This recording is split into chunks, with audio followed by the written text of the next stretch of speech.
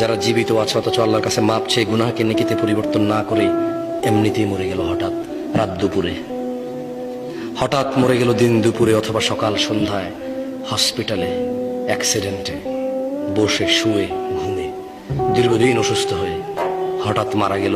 তার গুনাহগুলো গুনাহ রয়ে গেল, এগুলো তার জাহান্নামে যাওয়ার কারণ হয়ে বসবে। অথচ গুনাহগুলোই নেকিতে পরিবর্তন করতে পারতো সে বেঁচে থাকা অবস্থায়। এই যে নিঃশ্বাস চলা অবস্থা যদি বলতো যে ইয়া আল্লাহ আর করবো না, তুমি সাক্ষী, আমি করলে তো তুমি দেখবাই, কোথায় করবো তোমার থেকে লুকিয়ে।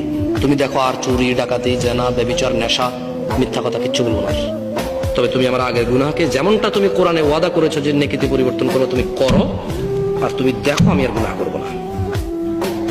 আকুলু কওলি হাযা ওয়াস্তাগফিরুল্লাহ লি ওয়া লিসাইরিল মুমিনিন ফাস্তাগফিরুহু ইন্নাহু আল গফুরুর রহিম। আমি আল্লাহর কাছে আমার জন্য এবং আপনাদের সবার জন্য ক্ষমা চাই।